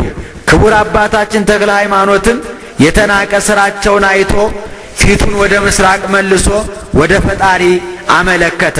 አቤቱ በፍጥረትህ ላይ የሚሰራው የሰይጣንን ተንኮል ተመልከት። ስነ ፍጥረትህን ያጠፋ ዘንድ ይህን ተከራካሪያችንን ለምን አሰለጠንከው? ይህን ትዕቢተኛ ሰይጣን በእኔ እጅ ታዋርደው ዘንድ አቤቱ ለምንሃለሁ። በሥራ ሁሉ ይረዳሃል ብለህ እንደነገርኸኝ ዛሬም ይረዳይ ዘንድ ፈቃድህን የሚፈጽም ቅዱስ ሚካኤልን ላክልኝ። ያስታቸው የነበረ ይህንን ሰይጣን በሕዝቡ ሁሉ ፊት ኀፍረቱ እስኪገለጥ ድረስ ከዚች ከዛፍ ላይ እንዳይሄድ አድርገው እያለ ጸለየ። ይህችም ዛፍ ከስሯ ተነቅላ ወደ እኔ ትምጣ። የሰናፊ ቅንጣት ያህል ሃይማኖት ቢኖራችሁ ይህችን ዛፍ ከስርሽ ተነቅለሽ ከባህር ተተከይ ትሏታላችሁ እንዳላችሁ ይደረግላችኋል ብለህ ተናግረሃልና። ጌታዬ ኢየሱስ ክርስቶስ ሆይ ሃይማኖቴም ምግባሬም አንተ ነህ። ዛሬ በተሰበሰቡ ሰዎች ፊት የሥራዬን ጽናት የሃይማኖቴን ደግነት ግለጥ እያለ ይጸልይ ጀመር። ጸሎቱንም ከጨረሰ በኋላ ወደ ዛፉ ተመልሶ ሰይጣን ባንቺ አድሮ እየተናገረ ሕዝቡን የሚያስትብሽ አንቺ ዛፍ እኔ በምሰግድለት በኢየሱስ ክርስቶስ ስም አዝሻለሁ። ሰዎች ሁሉ የፈጣሪን ኃይል ያዩ ዘንድ ከስርሽ ተነቅለሽ ወደ እኔ ነይ አላት። እነዚህም ሰዎች ለዚች ዛፍ ሊሰግዱ ወደው ሳለ ዛፊቱ ከስሯ ተነቅላ ነይ ብሎ እንዳዘዛት እርሱ ወዳለበት ሄደች። እንደ ክረምት ነጎድጓድ ድምጿ የሚያስፈራ ግሩም ሆነ። እነዚህም ሰዎች ከግርማዋ የተነሳ ደንግጠው ከሷ ፊት ወዲያና ወዲህ ሸሹ። በስሯም መወናጨፍ እየተመቱ የሞቱም ሰዎች አሉ። የሞቱትም ሰዎች ቁጥራቸው 24 ነው። ዛፊቱ ግን እየፈጠነች አባታችን ተክለ ሃይማኖት ወዳለበት ሄደች። ሰይጣኑም አንተ ክፉ ሰው ካንተ ወዴት እሸሻለሁ? መላው የጽላልሽ አውራጃን የተውኩልህ አይበቃህምን? ዛሬም ወገኖቼን ልትቀማኝ ከዚህ መጣህ እያለ በዛፏ ላይ ሆኖ ይጮህ ጀመር። በዚህች ሀገር የተደረገ ፍርሃትና ግርማ ምን ያህል ነበር! ዛፊቱ እንደ ነጎድጓድ ድምፅ ስትሄድ ከምድር ላይ ደንጊያውን ሁሉ እየጠረገች ወደ እሷ የቀረቡትን ሰዎች ስትገድል፣ ሰይጣንም ከአባታችን ከተክለ ሃይማኖት ሊያመልጥ ወዶ እየተጨነቀ ሲጓጉር ሲያለቅስ፣ ያን ጊዜ ቅዱስ ሚካኤል እንደ መብረቅ እያበራ ከሰማይ ወርዶ ሰይጣኑን አንቆ ያዘው። ወደ ምድር ሊጥለው ወዶ ሳለ ሰይጣኑም ሚካኤል ጊዜ ሳይደርስ እንዳታጠፋይ ሰማይን በሰቀለ ምድርን በዘረጋ በፈጣሪህ እለምንሃለሁ ተወኝ ልሂድ እያለ ይጮህ ጀመር። ሰይጣኑም እንደዚህ ሲል ዛፊቱ አባታችን ተክለ ሃይማኖት ወዳለበት ደረሰች። ብፁዕ አባታችንም ዛፊቱን ነይ ተከተይኝ እያለ ተቀድሟት ሄደ። እሷም እየተከተለችው ሄደች። ቅዱስ ሚካኤል ግን ሰይጣኑን ብዙ መከራ አጸናበት።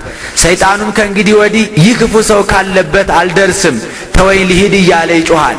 እሱም ተክለ ሃይማኖት ሳይቆም አልተውህም አለው። ሰይጣኑም አንድ ጊዜ ልንገርህ ቁምልኝ ቁምልኝ እያለ ወደ ተክለ ሃይማኖት ጮኸ።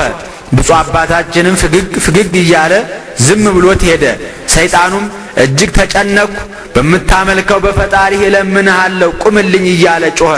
አባታችን ተክለ ሃይማኖትም ቆመለት። የምትከተለውንም ዛፍ ባለሽበት ቁሚ ስላላት ቀጥ ብላ ቆመች። ሰይጣኑንም እኔ ፈጠርኳችሁ እያልክ ሰውን ለምን ታሰታለህ አለው። ሰይጣንም እኔ ሐሰተኛ እንደሆንኩ ለሐሰትም ምንጭ እኔ እንደሆንኩ አታውቅምን? በእኔ ለሚያምነው ሁሉ እንደለመድኩ ሐሰት እነግረዋለሁ። አሁንም ተወኝ፣ ልሂድ፣ ወደዚህች አገር ዳግመኛ እንዳልመለስ እምልልሃለሁ። አንተም ካለህበት ቦታ ፈጽሜ አልደርስም አለ። ብፁዕ አባታችን ተክለ ሃይማኖትም አንተ ቀድሞ እንዳሳትካቸው ዛሬም ጉስቁልናህን ያዩ ዘንድ የዚችን አገር ሰዎች እንዲህ በላቸው፣ ቀድሞ እኔ በሐሰት አስቻቸዋለሁና እንግዲህስ ከባሕርይ አባቱ ከአብ ከባሕርይ ሕይወቱ ከመንፈስ ቅዱስ ጋር ለኢየሱስ ክርስቶስ ስገዱ በላቸው አለው። ሰይጣንም እነዚህን ሦስቱን ስም መጥራት አይቻለኝም አለ። ብፁዕ ተክለ ሃይማኖትም የሦስቱንም ስም መጥራት የማይቻልህ ከሆነ እናንተንም እኔንም ለፈጠረ ለሰማይና ለምድር ፈጣሪ ስገዱ ተገዙ በላቸው አለው። እናንተ የዚች አገር ሰዎች ቀድሞ እኔን በመሰላችሁኝ ጊዜ በሐሰት ሳስታችሁ ኖርኩኝ። እንግዲህስ ሀገራችሁን ትቼላችሁ ሄድኩ። ምድረ በዳ ይሁን፣ ሰማይና ምድርን እኔን እናንተን ለፈጠረ ተገዙ። የእኔን ሥራ የሚሠራ ግን ከእኔ ጋር በገሃነም ይኖራል። ይህን ብሎ ከዚህ ሰው ወዴት እሸሻለሁ እያለ ሰይጣን አለቀሰ። ስንኳን ድል አደርገው ልከራከረው የማይቻለኝ አርበኛ ተነስቶብኛልና በገሊላ ከተነሱ ከክፉ ሰዎች ከ12ቱ ሐዋርያት ከእነርሱም ቀጥሎ ከተነሱ ከ72ቱ አርድእት አረፍኩ ብዬ ነበረ። እነሱ ከምገዛው ሀገር ከሮሚያ ከግብፅ ከኢየሩሳሌም አስወጥተው ሰደዱኝ። በዚያ ወራት ከእነርሱ ከሸሸው ጀምሮ እስከ ዛሬ ድረስ በሸዋ ከወገኖቼ ጋር መንግሥቴን አጽንቼ ስኖር እነሆ ከነዚህ ከክፉዎች አንዱ በእኔ ላይ ተነሣ። ወዮልኝ! ወዴት ማረፊያ አገኛለሁ? በገዳም ነውን? በሀገር ነውን? ማረፊያ አጥቼ በሁሉ ዘንድ ተቸግሬአለሁና እንግዲህ ሰው ወደማይደርስበት ወደ ምድረ በዳ ሄጄ እቀመጣለሁ። ይህን ባለ ጊዜ የመላእክት አለቃ ቅዱስ ሚካኤል ለቀቀውና ያን ጊዜ እንደ ጢስ ተኖ እንደ ትቢያ በኖ ጠፋ። የተሰበሰቡትም ሕዝብ ይህን ተአምራት አይተው ደነገጡ፣ ዛሬ ድንቅ ነገር አይተዋልና። የመላእክት አለቃ ቅዱስ ሚካኤልን ግን አያዩትም ነበር። አባታችን ተክለ ሃይማኖት ብቻ ያየው ነበር እንጂ። ቅዱስ ሚካኤልም አባታችን ተክለ ሃይማኖትን በፈጣሪህ ኃይል ሁሉን ድል ትነሳለህና በርታ ጽና አለው። ይህን ብሎ ሰላምታ ሰጥቶት ወደ ሰማይ አረገ። የሀገሩም ሰዎች ወደ ብፁዕ አባታችን ወደ ተክለ ሃይማኖት መጥተው የሕይወት ብርሃን አባታችን ወደሚወደድ ጎዳና ምራን እያሉ ከእግሩ ስር ወደቁ። አባታችን ተክለ ሃይማኖትም ልጆቼ ኑ ተከተሉኝ፣ ምሰሉኝ፣ እናንተን በፈጠረ በእግዚአብሔር እመኑ አላቸው። መላው እንደ አንድ ልብ መካሪ እንደ አንድ ቃል ተናጋሪ ሆነው በአንተ አምላክ እናምናለን አሉ። ሁሉንም በሦስቱ ስም አሳምኖ አጠመቃቸው። ምዕራፍ 31 ከዚህ በኋላ በዛፊቱ መወንጨፍ ወደ ሞቱ ሰዎች ተመለሰና በድናቸው ካለበት ቦታ ቆሞ እንዲህ ብሎ ጸለየ። ጌታዬ ኢየሱስ ክርስቶስ አልዓዛርን ከሸተተ በኋላ በ4 ቀን ከመቃብር ያስነሳኸው አንተ ነህ። ናይን በምትባል አገር የአንዲቱን ድሃ ልጅ ይዘህ ያስነሳኸው አንተ ነህ። ቀድሞም አንተ ነህ፣ ዛሬም አንተ ነህ። ሙታንንም የምታስነሳ የኃያላን ፈጣሪ ሁሉን ትችላለህ እንጂ የሚሳንህ የለም። መግደልንም ማዳንንም ትችላለህና እነዚህ ሙታን ይነሱ ዘንድ ከሰማይ የቸርነትን ዝናብ ላክ እያለ ለመነ። እንዲህ እያለ ሲጸልይ ጸሎቱን ሳይጨርስ እንደ ዝናብ ካፊያ በበድናቸው ላይ ከሰማይ ጠል ወረደ። ካፊያው በነካቸው ጊዜ ጥፋት ሳያገኛቸው በሕይወተ ሥጋ እንደነበሩ ሆነው ሁሉም ፈጥነው ተነሱ። ከእነርሱም ጋር ቀድመው የሞቱት 15 ሰዎች ከተቀበሩበት ተነስተው ከብፁዕ ተክለ ሃይማኖት እግር ስር ወድቀው እጅ ነሱ። ክቡር አባታችን ተክለ ሃይማኖት ሞተው የተነሱትን ሰዎች የሞታችሁት መቼ ነው አላቸው። ቀድሞ በአብርሃ ወአጽብሃ መንግሥት ጊዜ ነው አሉት። ክቡር አባታችንም በክርስቶስ ስም አምናችሁ ተጠምቃችኋልን አላቸው። በዚያ ወራት በክርስቶስ ስም አላመንም ጥምቀትንም አናውቅም አሉት። ምን እያመለካችሁ ኖራችሁ አላቸው። የምንሰግድላት አንዲት ዛፍ ነበረች። ፈጣሪያችን ከሷ ላይ ሆኖ የፈጠርኳችሁ እኔ ነኝ እያለ ይነግረን ነበር። በዚህ ሥራ ሳለን ሞትን። ልቅሶ ጥርስ ማፋጨት ወዳለበት ወደ ጽኑ ጨለማ ወሰዱን። እርሱም ትሉ የማያንቀላፋ እሳቱ የማይጠፋ ነው። በውስጡ መከራ እየተቀበልን ኖርን። ብፁዕ አባታችንም ስትሰግዱለት የነበረ ፈጣሪያችሁ ለምን አያድናችሁም አላቸው። ስንኳኛን ሊያድነን ለራሱም አያውቅ ከማሳት በቀር ማዳን አይቻለውምና አሉት። ክቡር አባታችንም ዛሬ በምን ምክንያት መጣችሁ አላቸው።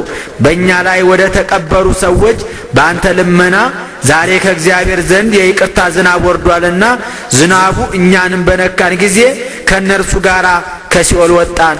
ፈጥነን ተነስተን አሁን እንደምታየን ከፊትህ ቆመናል። ዛሬም የእርሱን ነገር ሊናገሩት የማይቻል ጽኑ መከራ ወዳለበት ዳግመኛ እንዳንመለስ የእግዚአብሔር ወዳጅ አንተን እንለምንሃለን አሉት። ክቡር አባታችን ተክለ ሃይማኖትም ይህን ነገር ሰምቶ ከመከራው ጽናት የተነሳ አደነቀ። ወደ ሕዝቡ ተመልሶ ይህን ድንቅ ነገር ተመልከቱ አላቸው። እኔ ብነግራችሁ ባላመናችሁም ነበር። እነሆ ፈጣሪያችሁ ራሱንም ሰውንም ማዳን እንዳልተቻለው ታወቀ። እንግዲህ ምን ትላላችሁ አላቸው። ዳግመኛ ከሙታን ተለይተው የተነሱ 24ቱን ሰዎች እናንተስ ወዴት ነበራችሁ አላቸው። አጋንንት ነፍሳችንን ከስጋችን ለይተው ፈጣሪያቸውን የካዱ እነዚህን ሰዎች ዘላለም ወደማይጠፋ እሳት ይውሰዷቸው እያለ እያዳፉ ወሰዱን። ወደ እሳት ሊጨምሩን ሲወስዱን አንተ በእሳት ሰረገላ ተቀምጠህ መጥተህ ስለኛ አጋንንትን ተጣላሃቸው። ስትጣላቸው የመላእክት አለቃ ቅዱስ ሚካኤል መጥቶ እነዚህን ነፍሳት ለዚህ ሰው ስጡ አላቸው። ቃሉን በሰሙ ጊዜ ተዉንና አንተ ወሰድከን፣ እኛም እንደምታየን እነሆ ከፊትህ እንገኛለን። ብፁዕ አባታችን ተክለ ሃይማኖትም ይህን ነገር ሌላ ሰው ቢነግራችሁ ባላመናችሁ ነበር። እነሆ አያችሁ፣ ሰማችሁ፣ ዛሬ ምን ትላላችሁ አላቸው። ክቡር አባታችን አንተ ከዚህ መከራ የምንድንበትን ንገረን ባሉት ጊዜ አባታችንም የዘላለም ሕይወት ታገኙ ዘንድ በእግዚአብሔር አብ በእግዚአብሔር መንፈስ ቅዱስ በባሕሪ ልጁ በክርስቶስ ስም አምናችሁ ተጠመቁ አላቸው። ከተሰበሰቡት ሰዎች ጋር ሁሉ አንድ ሆነው በአንተ አምላክ አምነናል፣ ተነስተህ አጥምቀን አሉት። ብፁዕ አባታችንም ተነስቶ በአካል ሦስት በባሕሪ በሕልውና አንድ በሚሆኑ በሦስቱ ስም አጠመቃቸው። ቀድሞ ከሞቱ ሰዎች ተለይተው ተነስተው በዚያች ቀን የተጠመቁ ሰዎች 12335 ናቸው። ብፁዕ አባታችን ተክለ ሃይማኖት በዚያች ቀን እስከ 9 ሰዓት ድረስ ሲያጠምቁ አለ። ከዚህ በኋላ ቀድሶ ቅዱስ ሥጋውን ክቡር ደሙን አቀበላቸው። ቅዱስ ሥጋውን ክቡር ደሙን ካቀበላቸው በኋላ እነዚህ 15ቱን ሰዎች ጠርቶ እናንተስ የተነሳችሁት ሰው ሁሉ የፈጣሪን ኃይል ያይ ዘንድ ለምስክርነት ነውና እስከ ትንሣኤ ዘጉባኤ ድረስ ሂዱ እረፉ አላቸው። እነዚህም ሰዎች ክቡር አባታችንን ዳግመኛ ወደዚያ ወደ መከራ ቦታ እንዳትሰደን እንለምንሃለን እያሉ ከአባታችን እግር ስር ወድቀው አለቀሱ። አባታችን ተክለ ሃይማኖትም እንግዲህ ወደ በጎ እረፍት ነው እንጂ ዳግመኛ ወደ መከራ ቦታ አትሄዱም፣ አታልቅሱ፣ ሂዱ። በክርስቶስ አምኖ የተጠመቀ ሁሉ ይድናልና ያላመነ ሰው ግን ይጎዳል። ሥጋውን ደሙን የተቀበለ ሰው የዘላለም ሕይወት ያገኛል አላቸው። ይህን ባላቸው ጊዜ ፈጥነው ሞቱና አባታችን ገንዞ ቀበራቸው። አባታችን እንደነገራቸው የዘላለም ሕይወት አገኙ። ምዕራፍ 32 ያን ጊዜ ወደ ክቡር አባታቸው ወደ ተክለ ሃይማኖት ብዙ ሰዎች ወንዱም ሴቱም ሽማግሌዎችም ሕፃናቱም ቦታ እስከሚጠባቸው ድረስ ተሰብስበው መጡ። በከበረ በባለሟሉ እጅ እግዚአብሔር ያደረገውን ተአምራት ሰምተው ነበርና እኛም አንተ በምታመልከው አምላክ አምነናል አሉ። ክቡር አባታችን ተክለ ሃይማኖትን እነዚህን ሰዎች ለእግዚአብሔር መገዛታቸውን አይቶ የስሙን ማመን በልቡናቸው ያሳደረባቸው እግዚአብሔርን አመሰገነ። ተነስቶም ዕጸት ወደምትባል ወረደ። ውሃውን ባርኮ በአብ በወልድ በመንፈስ ቅዱስ ስም አጠመቃቸው። በዚያች ቀን 603,049 ሰዎች ተጠመቁ። ስለዚህ በከተታ አውራጃ ታላቅ ድህነት ተደረገ። መንፈስ ቅዱስ በነጭ ርግብ አምሳል ወርዶ በላያቸው አርፎባቸዋልና ሕዝቡም አላዩትም። ክቡር አባታችን ተክለ ሃይማኖት ግን ያየዋል። በዚያች ቀን የተጠመቁ ሰዎች ሁሉ ፊታቸው ብሩህ ሆነ። በመንፈስ ቅዱስ ብርሃንነት ፊታቸው ብሩህ ሆኖ አንጸባርቋልና። ከውሃውም ከወጡ በኋላ አባታችን ከአደባባይ ቆሞ እግዚአብሔር ሰማይና ምድርን እንደፈጠረ በሰማይ ያሉ ፀሐይ፣ ጨረቃ፣ ከዋክብትን በምድር ያሉ እንስሳት አራዊትን አዳምን በእርሱ አምሳል እንደፈጠረው ዕፀ በለስን በመብላቱ በወንጀለኛነት ከገነት እንደወጣ እያስረዳ ያስተምራቸው ጀመር። ብፁዕ አባታችን ተክለ ሃይማኖትም እንዲህ አላቸው። ከዚህ ሁሉ በኋላ የአዳም ልጆች ኃጢአት አብዝተው ሰሩ። በጥፋት ውሃ አጠፋቸው። ከጥፋቱም ውሃ 8 ሰዎች አዳነ። ለእነዚህም ወገኖች ኦሪትን፣ መጻሕፍተ ነቢያትን ሰጠ። እነርሱ ግን አልጠበቋቸውም። በምን መዳን የማይቻል ቢሆን እርሱ ቅሉ አምላክ ከሰማየ ሰማያት ወረደ። ከድንግል ከክብርት ከእመቤታችን ያለ ዘራ ብእሲ ተወለደ። በ30 ዘመን በዮርዳኖስ ውሃ በዮሐንስ እጅ ተጠመቀ። ከዚያም ወጥቶ ወደ ቆሮንቶስ ገዳም ገባ። 40 ቀንና 40 ሌሊት ጾመ። የሰውነትን ሥራ ሁሉ ከጨረሰ በኋላ የጳንጦስ ሰው ጲላጦስ በተሾመበት ወራት ተሰቀለ። መከራውን ሁሉ ተቀብሎ ሞተ። በሲኦል ላሉ ነፍሳት በአካለ ነፍስ ወርዶ ግዕዛንን ሰበከላቸው። የዲያብሎስን ቁራኝነት አጥፍቶ በሦስተኛው ቀን ተነሳ። በተነሳ በ40 ቀን በክብር በይባቤ መላእክት አረገ። ባረገ በ10ኛው ቀን ዛሬ እናንተ የከበራችሁበት መንፈስ ቅዱስን ወደዚህ ዓለም ላከላቸው። የተሰበሰቡትም ሰዎች ከብፁዕ አባታችን ከተክለ ሃይማኖት ቃል ይህን ሰምተው ውሃን ጠጥተው ቅቤን በልተውት ደስ እንደሚያሰኝ ከአካል እንደሚዋሃድ ነገሩ ደስ አሰኛቸው። ፈጽመው ተረዱ። የሕይወት ብርሃን አንተን ለሰጠን እግዚአብሔር ክብር ምስጋና ይግባው እያሉ ከአባታችን እግር ስር ወድቀው እጅ ነሱ። እርሱም የክርስቶስ ቅዱስ ሥጋውን ክቡር ደሙን አቀበላቸው። ምዕራፍ 33 ሀገረ ገዢ የሚሆን ጸሐፌ ትእዛዙ ስሙ ድርአስግድ የሚባል ሰው ክቡር አባታችን ተክለ ሃይማኖት ያደረገውን ይህን ተአምራት ሰምቶ ፈጽሞ ተቆጣ። ለዚች ለዛፍ ከሚሰግዱ ሰዎች በቀን 300 ወቄት ብር ይቀበል ነበርና በዚች በዛፍ ጥፋት ሀገረ ገዢው በአንተ ተቆጥቷል ብለው ለክቡር አባታችን ለተክለ ሃይማኖት ነገሩ። ክቡር አባታችንም ይህን ሰምቶ ምሳር፣ መጥረቢያ፣ ገጀሞ ይዛችሁ ኑ ተከተሉ ብሎ ምእመናንን ስላዘዛቸው እሺ በጀ አሉት። አባታችንም ወጥቶ ዛፊት ወዳለችበት ከፊታቸው ሄደ። ከሷ ዘንድ በደረሰ ጊዜ ቀድሞ እንዳዘዛት ቆማ አገኛት። እሱም ሰውን ሁሉ የምታስች አንቺ ዛፍ ውደቂ ቢላት ፈጥና ወደቀች። ምእመናንን ለቤተ ክርስቲያን ሥራ ትሆነን ዘንድ ፍለጧት ብሎ አዘዛቸው። ሲፈልጡም ሀገረ ገዢው በመገረም መጣና አባታችንን ሀገሬን የምታጠፋ አንተ ነህ አለው። አባታችንም ሀገርህን የማጠፋት አይደለም፣ እግዚአብሔር በእኔ በባሪያው እጅ ከጥፋት አዳናት እንጂ። ሀገረ ገዢውም ሀገሬን የምታጠፋው ካልሆንክ የንጉሡን ግብር ታስቀር ዘንድ ይህችን ዛፍ ማስቆረጥህ ማን አሰናበተህ? ማን ፈቀደልህ? ግብር እቀበልበት ነበርና አለው። ሕዝቡ ግን እንጨቱን መፍለጥ አልተውም ነበር። ሀገረ ገዢውም እንደ አንበሳ እየጮኸ አባታችንን ሊጣላው ወዶ ሳለ አንዲት የእንጨት ጥራቢ በራ ሄዳ ቀኝ ዓይኑን ወጋችውና ከተቀመጠበት ፈጥኖ ወደቀ። ከደዌው ጽናት የተነሳ እንደ እሪያ አእምሮውን አጣ። ፈጣሪ ወደሚለው ሰይጣን እየጮኸ ጌታዬ ማደሪያህን አጥፉ ብዬ አላዘዝኩም፣ እሷን ሲቆርጡ አላየሁም። የመጣበት የማይታወቅ ክፉ ሰው ሊሾም ወዶ ሀገራችንን አጠፋ እንጂ እኔ ምን ላድርግ ጌታዬ ማረኝ እያለ የዓይኑ በሽታ ስለጸናበት በምድር ላይ ተንከባለለ። ከሕመሙ ጽናት የተነሳ በገዛ እጁ ታንቆ ሊሞት ወደደ። ክቡር አባታችን ተክለ ሃይማኖት ግን ዝም ብሎ እንጨቱን ያስፈልጥ ነበር። ሰይጣኑም ከሩቅ ቆሞ ሀገረ ገዢውን ጠርቶ ድርአስግድ፣ እንግዲህስ ይህች አገር ለዚህ ሰው ተውኩለት አለው። ልከራከረው አይቻለኝም፣ በርትቶብኛልና ከእርሱ ያገኘኝን መከራ ምን እነግርሃለሁ? ከእርሱም እጅ ላድንህ አይቻለኝም። እኔም ራሴን ከእሱ ማዳን አልተቻለኝም። ዛሬስ እውነተኛ ነገር እነግርሃለሁ። ከወገኖችህ ጋር እስከ ልጅ ልጅ ተገዛለት። እኔንስ እንግዲህ ወዲህ ዳግመኛ አታየኝም። ሰይጣኑ ይህን ብሎ እንደ ጢስ ተኖ ጠፋ። ሕዝቡ ሁሉ ይህን ሰምተው ደነገጡ።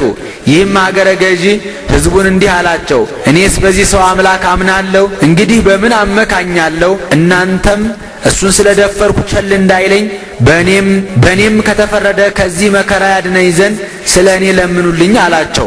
ሕዝቡም ክቡር አባታችን ተክለ ሃይማኖትን እግዚአብሔር ያከበረህ አንተ ይቅር ባይ ነህና ይህንን ሰው ይቅር ብለህ ከደዌው አድነው እያሉ ከእግሩ ስር ወድቀው ማለዱት። ክቡር አባታችንም ተመልሶ በፍጹም ልቡናው በእግዚአብሔር ካላመነ ከደዌው አይድንም አላቸው። ድርአስግድም አድነኝ እንጂ በፈጣሪህ አምናለሁ አለው። እንኪያስ ወደ እኔ ና አለው።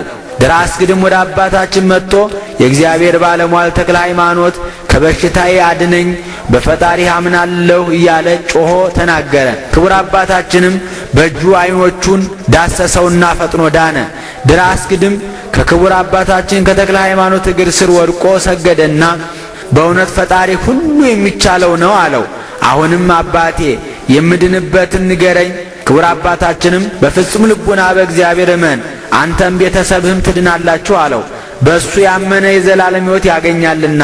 ድርአስግድም አንተ ይቅር ብለኸኛልና በፍጹም ልቡናዬ አመንኩ አለው። ብፁዕ አባታችንም ፈጽመ ካመንክስ ተነስተህ ይህችን እንጨት ሰንጥቅ አለው። እንጨት ከሚሰነጥቁት ሰዎች ምሳር ተቀብሎ ብዙ እንጨት ሰነጠቀ። ያይተብር በምትባል በእንዴግን አውራጃ ቤተ ክርስቲያን ሰሩ።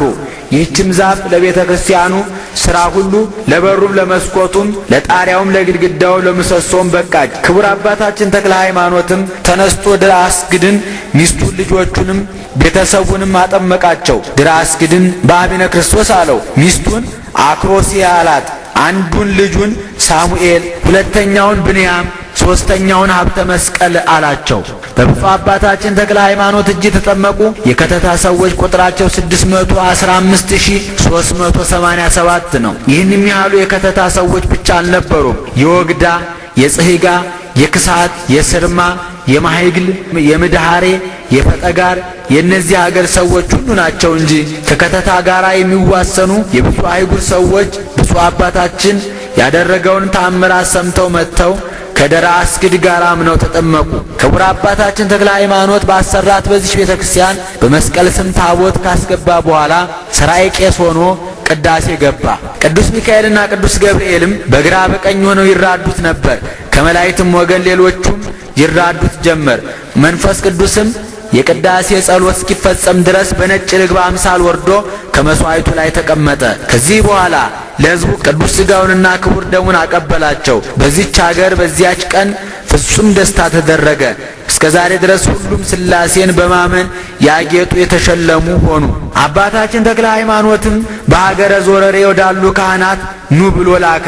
ብዙ ምርኮ ከሰይጣን ማርኬ ከምእመናን ጋር አንድ አድርጌያቸዋለሁና ስለዚህ ነገር እነሱን ትጠብቁልኝ ዘንድ እጠራችኋለሁ አላቸው። ካህናቱ ይህን ሰምቶ ወደ እሱ ፈጥነው ስለመጡ በዚች ቤተ ክርስቲያን እያገለገሉ እንዲኖሩ አደረጋቸው። አባታችን ተክለ ሃይማኖት በከተታ አውራጃ ወንጌልን እያስተማረ ብዙ ዘመን ኖረ።